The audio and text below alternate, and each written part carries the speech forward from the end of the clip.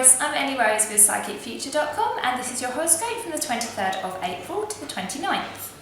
So hopefully you've survived last week. We had a huge amount of changes going on, big planetary shifts and all sorts of chaotic stuff.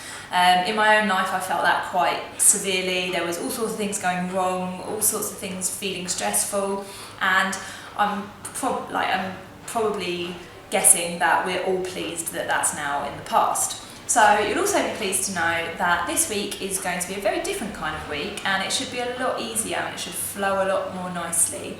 So the things we've got going on this week are Venus is moving from Taurus into Gemini, and then at the end of the week we've got full moon in Scorpio. So first of all, Venus is moving out of your sign. So that might cause you to feel a little bit of pressure relieved from some of your relationships. So if you've been kind of like butting heads with somebody, or you've been feeling some power plays, or you've been feeling a bit stubborn or moody, or someone else has been stubborn or moody, then that's going to kind of lift now a little bit, and we're going to move into a kind of different chapter and a different kind of energy. So Venus in Gemini is very mental, so it's an air sign, so it's all about your thoughts and your communication. So this is going to help us to speak to people in a way that they understand us, and to also understand other people and to be able to connect in that way. So if you can kind of focus on making sure that you are communicating as clearly as possible, and that you're trying to understand other people's points of view, and perhaps you might want to phone a friend and chat about things, or you might want to kind of get clear on some things with in a certain relationship, then that's all a really good time to do that. So also we've got full moon at the end of the week, so that is in your opposite sign of Scorpio. So this is a really deep, transformative, dreamy, imaginative full moon, because it's also in a trine with Neptune.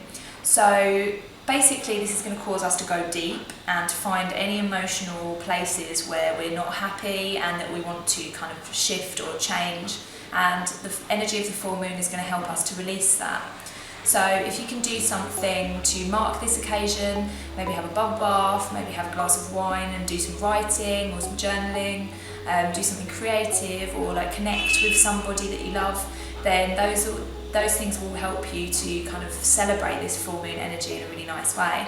And if it feels too much at any point, just remember that this is your opposite signs, Scorpio and Taurus. So in order to kind of alleviate the symptoms of feeling like there's maybe too much emotional deepness going on, then go into nature, because that's your sign. And obviously we're in Taurus season now as well, so there's a big emphasis on that. And happy birthday, by the way, if you have a birthday this week. So use the energy of Taurus, so the love of nature, or the love of sensuality and kind of luxury and taking care of yourself. Use this stuff in order to alleviate any deep emotional things, or any kind of transformative like problems that you might be facing because of the full moon. Just go into everything that makes you you with your sign. So yeah, those things, like I said, nature, nurture, anything like that, and then you'll be fine. So don't worry too much. This is a really nice week compared to last week, and I hope to see you next week, where we'll see what else is going to be going on. So have a great week, Taurus. Much love.